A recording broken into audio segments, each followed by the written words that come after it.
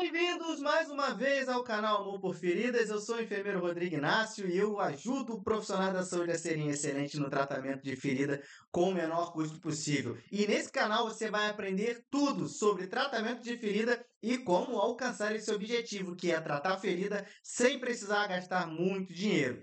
Na aula de hoje eu vou te ensinar sobre as barreiras da cicatrização. Mas antes de entrar no assunto, já me segue e já deixa aqui no comentário se essa aula te ajudou de alguma forma.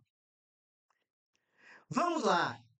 Barreiras para cicatrização. Eu costumo dizer que existem várias barreiras para cicatrização e eu separo ela em 4 polos, tá? Em 4 tipos de barreiras e a gente vai abordar esse assunto aqui hoje. Mas eu quero exemplificar para você aqui, nessa aula, que existe a barreira local nessas imagens que você está vendo nesse exato momento, que é o que? A necrose, o esfacelo, que é o tecido inviável.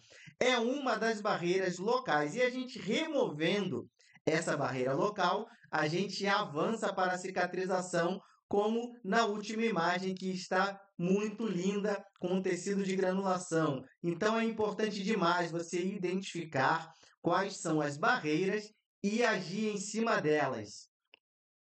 Mas antes, a gente precisa entender o que é a cicatrização, né? A cicatrização é um evento fisiológico e complexo de mecanismos celulares, moleculares e bioquímicos que tem por objetivo fazer o quê? Restaurar a integridade da pele que foi perdida quando se desenvolveu uma ferida, que é o rompimento dessa barreira protetora, seja por uma lesão ulcerativa ou por um procedimento cirúrgico. Então, a gente precisa identificar qual é o processo que está acontecendo, em que fase da cicatrização está. É importante demais a gente identificar qual dessas fases nós estamos falando. Então, eu gosto muito dessa metodologia de classificar as fases da cicatrização em 4 etapas, tá?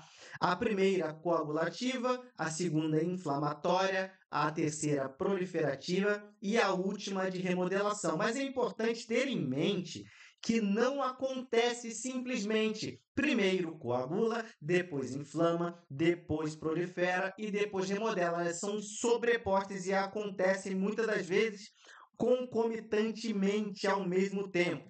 Na fase coagulativa, ela inicia imediatamente após o trauma, após o corte, e tem por células envolvidas ali exclusivamente plaquetas, com o objetivo de fazer o quê? Criar um coágulo para impedir que a pessoa morra sangrando. Então, o objetivo principal da fase coagulativa é criar o coágulo através de plaquetas e fibrinas que formam o trombo ou o coágulo ali. Então, é importante demais a gente entender isso. A partir dessa fase, a partir da degranulação das plaquetas, elas vão liberar sinalizadores que vão atrair os nossos combatentes da defesa, os neutrófilos, macrófagos, monócitos. Isso acontece das primeiras 24 horas até 4 dias após. E qual é o objetivo? Realizar fagocitose, limpar aquele leito que está com micro-organismos externos. Por exemplo, quando acontece um trauma, um ralado, tem micro-organismos que não eram para estar ali e, se eles se proliferarem, vão desenvolver uma infecção. Então, a fase inflamatória normalmente acontece de 1 a 4 dias. De 4 a 21 dias acontece o quê? Acontece a proliferação. Isso, o tecido de granulação precisa preencher o espaço que foi perdido. Então, vai acontecer a angiogênese, vai acontecer que os fibroblastos estarão ali trabalhando na fibroplasia, que é o que? A produção de colágeno pelos fibroblastos, com o objetivo de restabelecer aquele déficit, aquela área que foi perdida. A gente precisa preenchê-la, porque se a gente não preenche, há uma coisa que acontece pelos bordos, que é a epíbole, que nós não vamos entrar nesse assunto agora. Mas é característica da fase proliferativa a presença de tecido de granulação, aquele vermelhinho que a gente sonha que exista no leito da ferida, a contração dos bordos e redução da área tecidual ali que foi perdida, tá? Então, miofibroblastos, fibroblasto, queratinócito, isso vai fazer o que? A reptilização daquela região. E lá no final, a remodelativa acontece de 21 dias até 2 anos após o trauma, a depender da extensão, tá? Então, qual é o objetivo final? Restabelecer a força têncil daquela pele, daquela cicatriz que não é mais uma pele íntegra. Ela vai, no máximo, alcançar 80% da força têncil. Então, isso é o processo complexo que acontece, tá? Mas as feridas que não cicatrizam, elas estão estacionadas na fase inflamatória. De alguma forma, por algum motivo, elas estão presas nessa etapa, nessa fase. E o nosso objetivo é fazer o quê? Retirá-la dessa fase de alguma forma, através das barreiras da cicatrização. Quais são os principais motivos e os possíveis impedimentos que acontecem? Eu separo eles em 4 esferas: biológico, psicológico, social e técnico. Esse último não é muito falado, mas eu vou abordar aqui nessa aula hoje para você. O biológico simplesmente são fatores sistêmicos, fatores locais, medicamentos. Por isso que eu brigo sempre e digo que não devemos iniciar um tratamento de ferida sem que antes realizemos uma consulta de enfermagem, ou consulta médica, ou consulta com fisioterapeuta. Por quê? Porque a gente precisa identificar esses fatores. Por exemplo, paciente com comorbidades. Paciente que tem diabetes, a gente precisa ter uma atenção redobrada, porque o diabetes descompensado interfere na fase imunológica desse paciente e esse paciente tem uma suscetibilidade a desenvolver uma infecção, uma inflamação crônica. O diabético já apresenta. Então, assim, é importante a gente ajustar metabolismo, nesse caso, para que a cicatrização aconteça. Fatores sistêmicos, anemia. A gente sabe que o nosso transporte de oxigênio acontece principalmente através das hemácias, né? Ali, hemoglobina. Então, o que vai acontecer? A célula vermelha na anemia vai estar diminuída em quantidade, atrapalhando dessa forma o transporte de oxigênio. Medicamentos, existem medicamentos que interferem direto na cicatrização. Medicamentos anti-inflamatórios, e pasme, né? Você vê pessoas tratando pessoas com feridas dando anti-inflamatório. A gente está ajudando essa ferida a não sair da fase inflamatória, porque eu estou inibindo esse processo. Sem inflamação, não há cicatrização. Então, por favor, não utilize anti-inflamatórios para tratamento de ferida. Também uma outra coisa que interfere diretamente, corticoide, principalmente em altas doses. Então, cuidado, se o teu paciente não tem uma patologia que necessite a intervenção com corticoide, não utilize porque eles vão interferir. Quimioterápicos interferem muito, porque eles atrapalham nas novas células, né? Com o objetivo de impedir a replicação do tumor, ele não é seletivo, ele não age somente nessas células tumorais, ele interfere sistemicamente como um todo, então vai atrapalhar. Assim como medicamentos antirretrovirais, medicamentos que são para reumatismo, né, são os imunomoduladores. Então, tudo isso a gente precisa entender e verificar se tem nessa consulta, se tem esse impedimento biológico. Fatores locais, também biológicos, infecção local ou disseminada, é importante a gente perceber isso. Por quê? Porque a infecção ela altera o pH. O pH, ele, geralmente, o ideal é ser um pH ácido, e na infecção ele está um pH alcalino, que favorece a proliferação bacteriana. Tecido necrótico, como eu mostrei na imagem anterior para vocês, o tecido necrótico ele precisa ser removido Em algumas situações a gente não vai mexer, por exemplo, em obstruções arteriais e isquemias a gente não mexe, mas em geral a gente remove o tecido porque, além de ser um ambiente propício para a proliferação bacteriana, ele é um impedimento, uma barreira física ali naquele local, e a gente removendo, a gente acelera o processo de cicatrização. Por isso a importância de você dominar o tema desbridamento. Bordas inviáveis, né, borda macerada com epíbole, hiperqueratose, hipergranulação ou uma granulação que sangra facilmente, isso sinaliza que contém biofilme naquele local, edema, hipovascularização, né, o baixo fluxo arterial naquele local, então são fatores sistêmicos locais ali, fatores locais que vão atrapalhar essa cicatrização. Esses são os fatores biológicos. Fator psicológico. Primeira coisa, de distorção da autoimagem. É importante demais a gente trabalhar isso, porque muitas das vezes, principalmente quando a cliente é de cirurgia plástica, se ela tiver uma necrose de areola, vai perder, pode perder, vai não, pode perder o mamilo e vai alterar a autoimagem dessa paciente, porque o mamilo é sinônimo, as mamas são sinônimos de feminilidade. Então, o mamilo sendo extraído, sendo removido por conta da necrose, vai distorcer essa autoimagem dessa paciente e ela pode ter uma depressão. Dor também pode ser psicológica, pode estar exacerbando esse quadro de dor, o fator psicológico.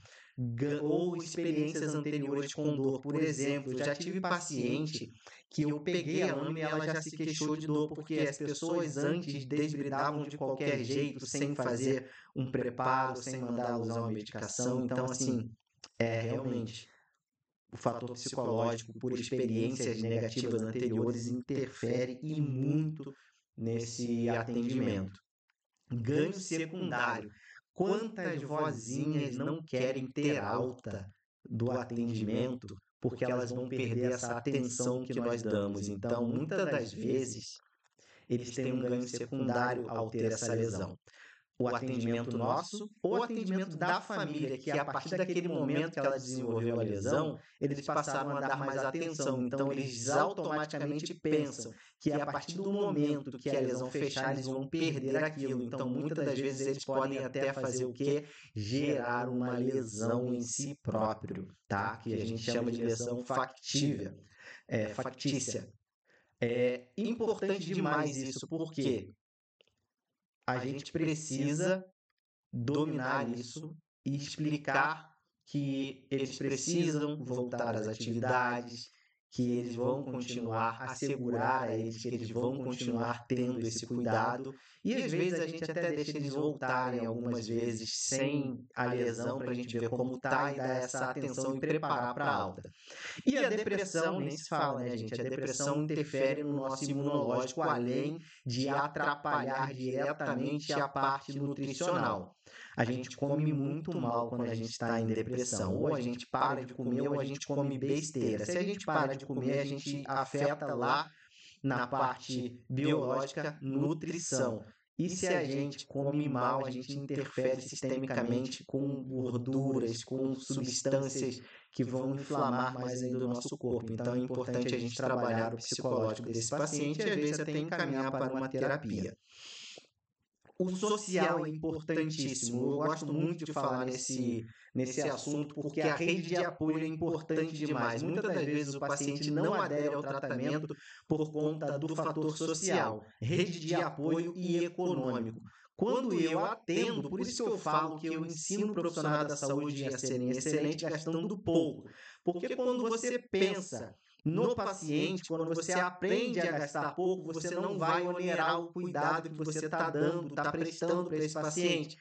Muitas das vezes você vai reduzir o valor do atendimento ou reduzir o valor da cobertura que seja eficaz para poder favorecer a adesão desse paciente. Então, se ter uma rede de apoio, uma pessoa que leve ou que ajude a trocar o secundário vai ser muito importante, mas entender que o fator econômico também interfere muito, principalmente nos afastamentos laborais, né?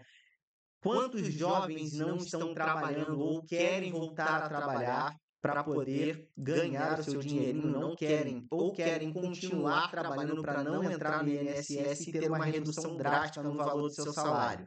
Eu tenho paciente que com úlcera venosa que ele fica apreensivo se ele não pode continuar trabalhando, mas eu deixo. Eu utilizo terapia compressiva nesse paciente, esse paciente continua trabalhando. Por quê? Porque se ele não trabalhar, ele não vai ter dinheiro para dar continuidade ao tratamento. E está sendo eficaz. E ele é muito grato por poder continuar a trabalhar, porque o afastamento atrapalha muito. Mas tem uma coisa que ele fala, e a gente trabalhou isso desde o início: ele tem vergonha de ter ferida nas pernas. E eu falo para ele que não é culpa dele. É uma coisa fisiológica que pode acontecer com qualquer um de nós. Agora nós vamos trabalhar para fechar aquela lesão e impedir que ela reabra. Isso é importante estar na cabeça sua e do nosso paciente, para que ele não venha a ter novamente recidivas. A gente precisa trabalhar a prevenção e trabalhar principalmente essa vergonha, que na verdade ele não tem culpa nenhuma de ter essa ferida. E o fator técnico, aqui eu venho brigar com os nossos colegas. Falta de capacitação. A falta de capacitação ela está muito grande e é por isso que eu trabalho o método comando, meu curso, para ensinar pessoas a tratar feridas. Por quê? Gente, existe ferida que está aberta por conta do mau manejo, do mau cuidado, da aplicação inadequada de coberturas nas feridas. Tratar a ferida com foco na ferida, sendo que a gente deve olhar para o paciente como um todo. Nenhum tratamento deve ser focado na ferida somente, gente, porque não vai dar resultado. Vamos tratar a causa. Essa causa ela é cicatrizável ou não? Eu preciso entender que existem os fatores biológicos, psicológicos, que interferem diretamente na cicatrização da ferida. Enquanto você, profissional técnico, tá? Técnico de enfermagem, fisioterapeuta, médico, enfermeiro, seguirem tratando o paciente focado na ferida, vocês não vão ter sucesso, vocês estão fadados ao insucesso. A gente precisa fortalecer o nosso conhecimento para que a gente entregue um serviço de qualidade. Então, a falta de capacitação, muitas das vezes, não é por conta do fator financeiro, porque até isso eu penso quando eu monto meu curso. Eu deixo um valor acessível porque eu sei que as pessoas que me seguem são a maioria do SUS, porque a proposta é exatamente essa: entregar um serviço de qualidade de baixo custo. Então, assim, ó, pensar no treinamento, na capacitação, não é gasto, é investimento. Então, invista no seu conhecimento sempre, gente, por favor. E ninguém vai tirar isso de você. E ainda você vai ter como resultado ver a melhora do seu paciente e ele te agradecer imensamente porque você tirou a dor dele.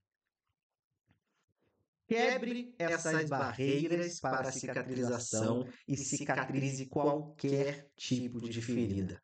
Quebrar as barreiras são coisas que nós precisamos abordar, fazer intervenções em cima das barreiras que eu encontrei é primordial, mas para isso eu preciso estudar e conhecer as barreiras. Tá? Eu preciso conhecer cada uma das barreiras. Aqui eu fiz um resumão, mas existem muitos fatores que atrasam, tá, a cicatrização.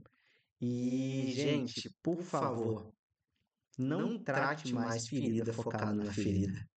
A ferida é só a ponta do iceberg. Tem muita coisa escondida. Consulte seu paciente, investigue, tá? E eu vou ensinar para vocês agora o raciocínio clínico que eu tenho para minhas lesões.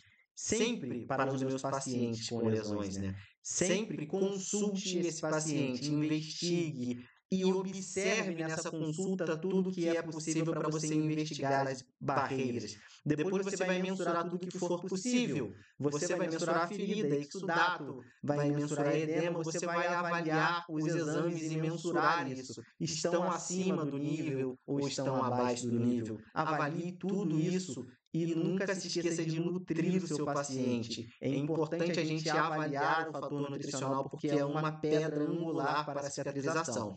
Realizar desbridamento nem se fala, né? Porque é importante você dominar para que você remova as barreiras locais, assim como necrose e biofilme, né? Necrose, hiperqueratose, biofilme. E nunca se esqueça de orientar a família e o seu paciente, porque às vezes ele pensa de um jeito diferente do que você realmente está orientando. Então, cuide disso também, tá? É muito importante você ter esse raciocínio clínico para você ter sucesso na cicatrização. E assim a gente está chegando ao final de mais um vídeo e eu espero que você esteja feliz com essa aula e não se esqueça de me seguir nas redes sociais. Eu estou no Instagram, @amorporferidas. Lá no TikTok também, @amorporferidas. E não se esqueça de compartilhar esse vídeo, salvar esse vídeo, né? Para que você ativasse a notificação para você receber os próximos vídeos. E também não deixe de me seguir, porque eu quero bater 1000 seguidores em breve. Então, gente, muito obrigado por vocês terem acompanhado essa aula até aqui. Fiquem com Deus e até o próximo evento, a próxima aula. E não se esqueça do seguinte, deixa eu até aumentar aqui essa câmera. Não se esqueça que você não precisa ser excelente, você merece ser excelente. Muito obrigado, fiquem com Deus e até a próxima.